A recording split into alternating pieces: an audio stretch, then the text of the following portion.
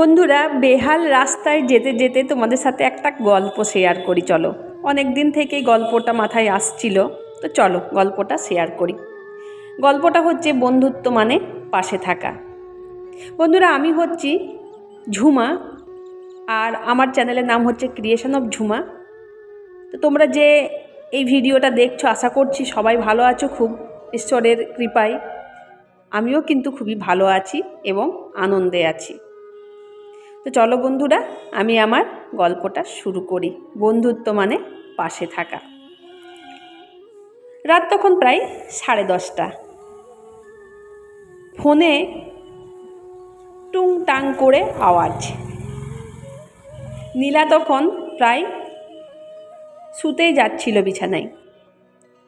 ফোনের টুংটাং আওয়াজে তার নজর পড়ল ফোনের দিকে। তারপরেই রিপ্লাই দিতে শুরু করলো। আরে কি হয়েছে, এত রাতে মেসেজ? ওপাশ থেকে রিপ্লাই এলো, একটু ক্লান্ত, মনটা আজ একদম ভালো নেই। নীলা কিছু না বলে শুধু বলল, আচ্ছা ঠিক আছে, কি হয়েছে তুমি রিপ্লাই করো, আমি শুনছি। এটাই তো বন্ধুত্ব। সব সময় উত্তর না দিতে পারলেও শুধু পাশে থাকার নিশ্চয়তা দেওয়াই যথেষ্ট। বন্ধুত্ব আসলে শুরু হয় কোনো শর্ত দিয়ে না, কোনো প্রত্যাশা দিয়ে না। বন্ধু মানে সেই মানুষটা যার সামনে তুমি নিজের আসল রূপে থাকতে পারো। ভালো খারাপ, হাসি কান্না, সব কিছু। বন্ধু মানে সেই মানুষ যে তোমাকে বদলাতে চায় না, বরং বলে যেমন আছো ঠিক তেমনই থাকো। বন্ধুত্ব এমন একটা সম্পর্ক যেখানে দূরত্ব মানেই শেষ নয়।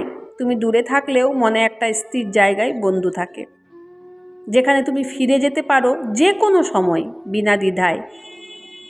একদিন নীলার এক বান্ধবী বলল, আচ্ছা নীলা, তুমি তোমার বন্ধুর প্রত্যেকটা কথা ভালোভাবে শোনো। তোমার কাছে টাইম যদি না থাকে, তাও তুমি টাইম বের করো তোমার বন্ধুর জন্য। তুমি এত কিছু কেন করো? মানুষ ভুল বোঝে, সাবধান হও। নীলা হেসে বলল, মানুষ বোঝে না বলেই বন্ধুত্বটা এত মূল্যবান।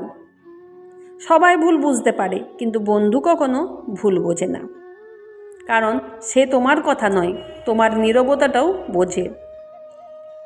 বন্ধুত্ব মানে হাতে হাত রেখে হাঁটা না, বরং এমন সময় পাশে থাকা যখন চারপাশে কেউ নেই।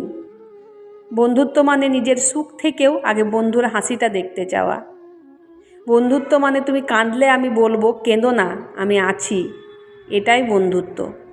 না কোনো লেবেল, না কোনো দাবি, শুধু এক অদ্ভুত মানসিক শান্তি বা শক্তি, যা ভরসা দেয়, শান্তি দেয়, আর মনে করিয়ে দেয় এই পৃথিবীতে তুমি একা নও। তোমরা হয়তো ভাববে যে আজকে আমি কী ধরনের গল্প বানাচ্ছি বা কী ধরনের গল্প বলছি। আমার চোখে দেখা বা আমার অনুভব করা ঘটনাটাই তোমাদের সাথে শেয়ার করছি। হয়তো অনেকেই ভুল বুঝবে, অনেকেই আবার বন্ধুত্ব জিনিসটা কি সেটাও বুঝবে। তো চলো, বেস্ট ফ্রেন্ড নিয়ে একটা যেটা মনে আছে আমার, সেটা তোমাদের সাথে শেয়ার করি। তুমি জানো, এই দুনিয়ার সব সম্পর্ক একদিন না একদিন ফিকে হয়ে যায়, কিন্তু বন্ধুত্বটা যেন এক আশ্চর্য আলো, যেখানে না আছে স্বার্থ, না আছে শর্ত, আছে শুধু নিঃস্বার্থ পাশে থাকা। তুমি যখন চুপ করে থাকো, আমি বুঝে যাই তোমার ভিতরে ঝড় উঠেছে। তুমি যখন বলো আমি ভালো আছি, আমি হাসি, কারণ জানি তুমি ঠিক ভালো নেই। তুমি আমার জীবনের সেই মানুষ যার সাথে কোনো মুখোশ লাগে না, যার সামনে আমি কাঁদতেও পারি নির্ভয়ে, কারণ জানি তুমি বিচার করবে না। তুমি শুধু বলবে, চলো যা হয়েছে বাদ দাও, মন খুলে কথা বলো। কত কথা না বলেও বলা হয়ে যায় আমাদের মাঝে, একটা দৃষ্টি, একটা নীরবতা, সব কিছুই বোঝা যায়। তুমি আমার ভরসা, আমার শান্তি। তুমি সেই মানুষ যার কাছে আমি ঠিক আমি হয়েই থাকি। সবাই ভুল বোঝে, বলে ছেলে মেয়ে বন্ধুত্ব হয় না।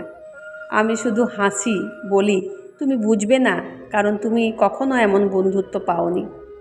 তুমি যখন দূরে থাকবে, তবুও আমি জানবো আমার পাশে কেউ আছে, যে না বলেও যত্ন নেয়, না ছুঁয়েও সান্ত্বনা দেয়। বন্ধু, তুমি যদি একদিন চলে যাও, আমার হাসিটা অসম্পূর্ণ হয়ে যাবে, কারণ আমার প্রতিটি আনন্দের পেছনে তুমি আছো, নিঃশব্দে, নির্ভয়ে, নিঃস্বার্থে। তুমি শুধু বন্ধু নও, তুমি আমার জীবনে সেই আশ্রয় যেখানে ক্লান্ত হৃদয় এসে বলে, ধন্যবাদ বেস্ট ফ্রেন্ড, তুমি আছো বলেই আমি টিকে আছি। বন্ধুরা, আমার আজকের প্রতিবেদনটি তোমাদের কেমন লাগলো অবশ্যই কমেন্টে জানাবে।